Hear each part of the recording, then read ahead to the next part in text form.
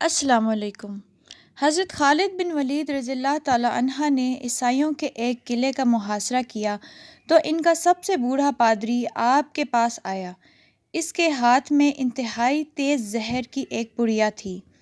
اس نے حضرت خالد بن ولید سے عرض کیا کہ آپ ہمارے قلعے کا محاصرہ اٹھا لیں، اگر تم نے دوسرے قلعے فتح کر لیے تو اس قلعہ کا قبضہ ہم بغیر لڑائی کے تم کو دے دیں گے۔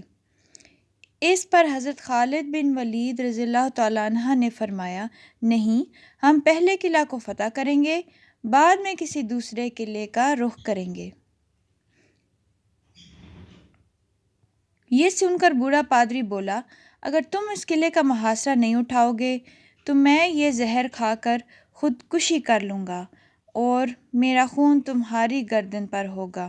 حضرت خالد بن ولید رضی اللہ تعالیٰ عنہ فرمانے لگے، یہ ناممکن ہے کہ تیری موت نہ آئی ہو اور تو مر جائے۔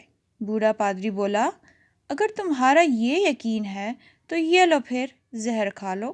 حضرت خالد بن ولید رضی اللہ تعالیٰ عنہ نے وہ زہر کی پڑیا پکڑی اور یہ دعا پڑھ کر وہ زہر پھونک لیا اور اوپر سے پانی پی لیا۔ بوڑھے پادری کو مکمل یقین تھا کہ یہ چند لمحوں میں موت کی وادی میں پہنچ جائیں گے، مگر وہ یہ دیکھ کر حیران رہ گیا کہ چند منٹ آپ کے بدن پر پسینہ آیا، اس کے علاوہ کچھ بھی نہ ہوا۔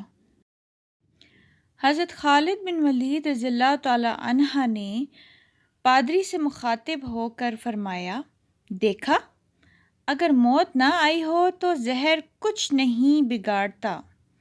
پادری کوئی جواب دیے بغیر اٹھ کر بھاگ گیا اور قلعے جا کر کہنے لگا،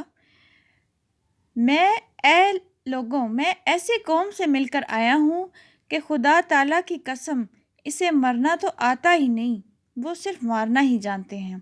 جتنا زہر ان کے ایک آدمی نے کھا لیا، اگر اتنا پانی ملا کر ہم تمام اہل قلعہ کھاتے تو یقیناً مر جاتے، مگر آدمی کا مرنا تو درکنار، وہ بے ہوش بھی نہیں ہوا۔ میری مانو تو یہ قلعہ اس کے حوالے کر دو اور ان سے لڑائی نہ کرو۔